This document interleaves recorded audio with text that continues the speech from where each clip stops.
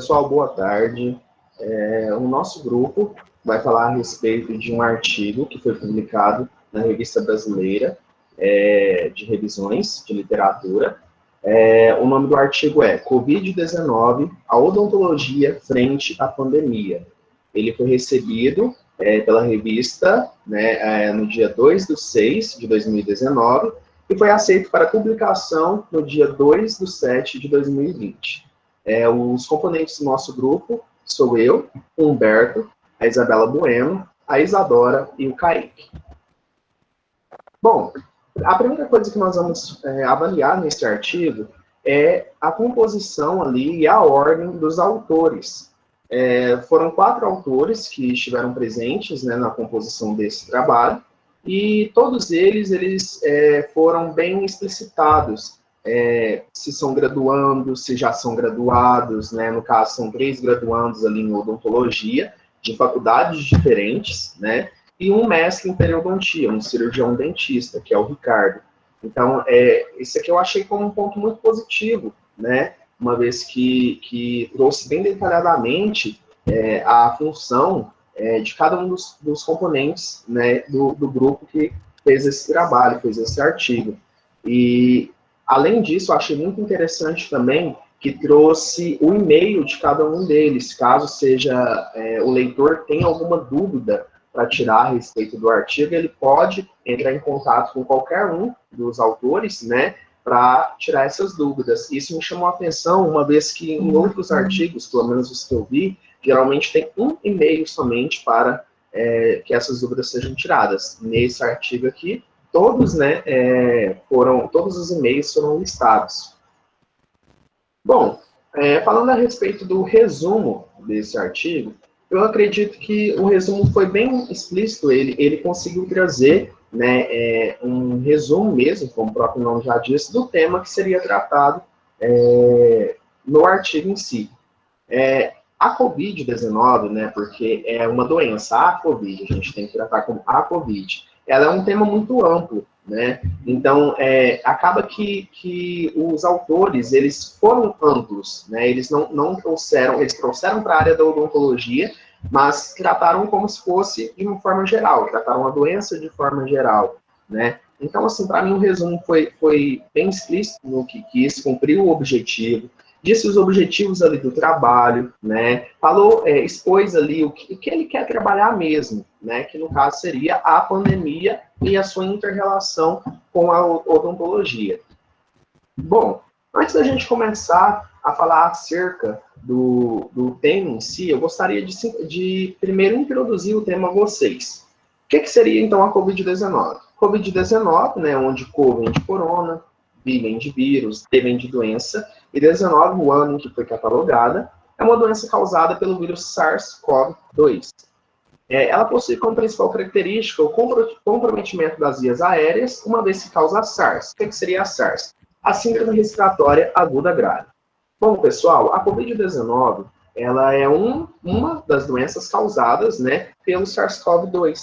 SARS-CoV-2, que é o vírus ali causador da Covid-19, ele também pode causar outras doenças. Uma dessas doenças, é a MERS, que é a síndrome respiratória do Oriente Médio, que é semelhante à SARS, que é a Covid-19 que a gente conhece, que é a síndrome respiratória aguda grave.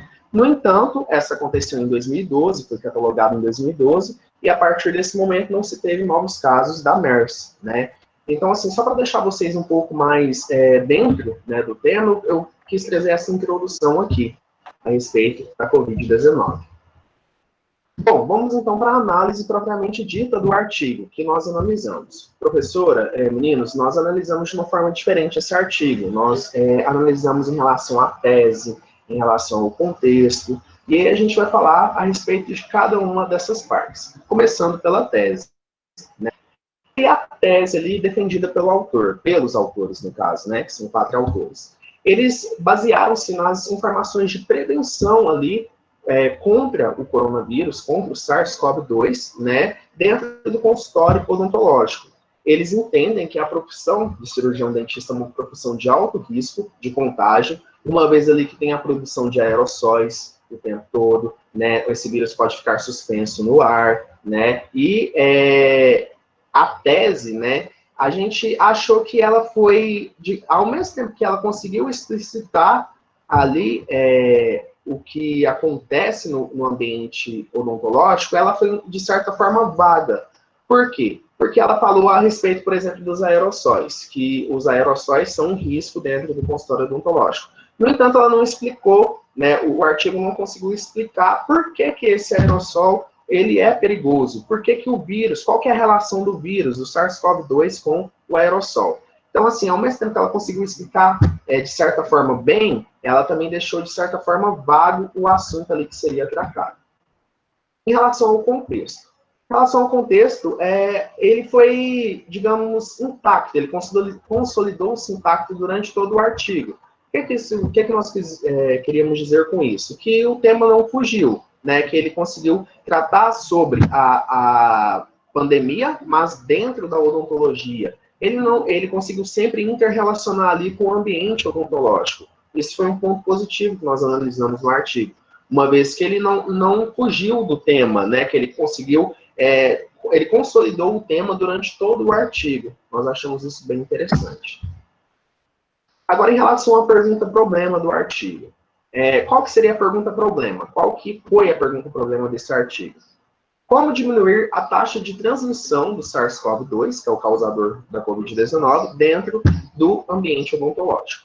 Vamos lá, então, para a crítica que nós temos em relação a essa pergunta-problema. O artigo ele apenas citou que seria necessário fazer a desinfecção dos instrumentos, né, dos materiais e das superfícies do ambiente odontológico. No entanto, ele não apresentou meios ali de como que seria feito essa desinfecção e essa limpeza das superfícies de uma forma eficaz, né?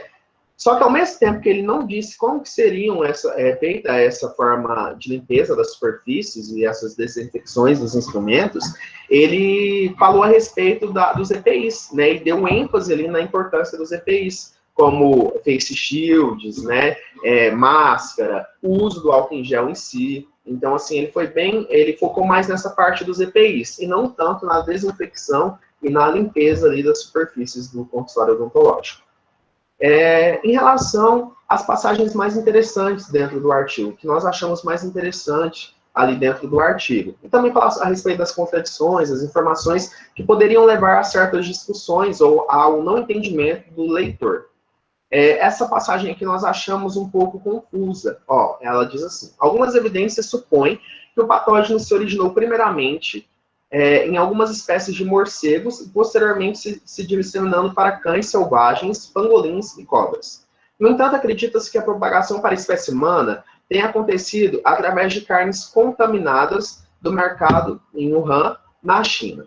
Tudo bem, ele conseguiu explicitar ali que o patógeno se originou primeiramente em algumas espécies de morcego, depois se disseminou para cães selvagens. No entanto, ele não diz como que essa análise foi feita. Não disse isso, saiu de um artigo, não disse isso, foi alguma empresa, né, que está estudando ali a origem da Covid-19, do SARS-CoV-2. Ele não explicitou, ele simplesmente citou e nós achamos que essa informação, claro, importante, no entanto, vaga em relação às referências. Também, outra passagem aqui, SARS e MERS, denominadas respectivamente como síndrome respiratória aguda grave e síndrome respiratória do Oriente Médio. Ele citou elas, a SARS e a MERS, no entanto, ele não disse, por exemplo, que nós estamos numa pandemia da SARS, ele não disse o que é a MERS, essas informações que eu apresentei lá na introdução, nós procuramos em outros artigos, nós precisamos usar outras referências para saber e para entender o que estava acontecendo. Essa é uma crítica também ao artigo, uma vez que ele não correlaciona e não explica o que seria a SARS e a MERS. Simplesmente diz que o SARS-CoV-2 as causam, simplesmente. A Covid-19 dispõe um alto risco para os profissionais de saúde no ambiente de trabalho, seja consultórios, ambulatórios e unidade de terapia intensiva. A carga viral concentrada nas vias aéreas superiores, oriundas de secreções das vias aéreas, sangue ou saliva, tem relevante disseminação da doença entre profissionais que atuam na região de cabeça e pescoço. Bom, a gente já criticou bastante o artigo, vamos também falar a respeito dos pontos positivos.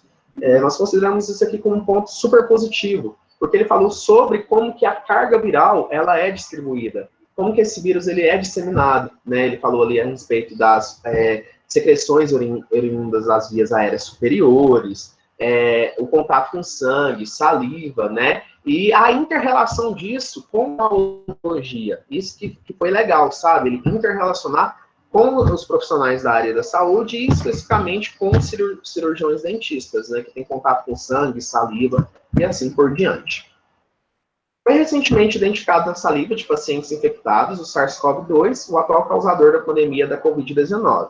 A disseminação dessa doença, entre outros, que atingem o trato respiratório, é um alerta para que profissionais de saúde, incluindo o cirurgião dentista, tenham precauções quanto ao atendimento, principalmente no que se refere à formação de aerossóis em seu ambiente de atuação, pois altas concentrações de aerossóis em ambiente fechado é uma possível via de transmissão na rotina odontológica. Outro ponto positivo, o artigo ele chamou a atenção ali para como que essa transmissão dentro do ambiente odontológico. Ele disse ali principalmente dos aerossóis, né, que são causados pelo motor de alta rotação, pela seringa tríplice, não aerossol, mas ali a saliva em contato com a seringa tríplice, a infecção cruzada, a gente achou isso bem positivo também. Sabe-se que a maioria dos procedimentos na odontologia produzem aerossóis, sejam eletivos ou de urgência, possuindo gotículas contaminadas por vírus, bactérias e sangue. Dessa forma, visto que a população necessita do atendimento, torna-se importante a mudança nos protocolos de tratamento de urgência e emergência e reforço da biossegurança.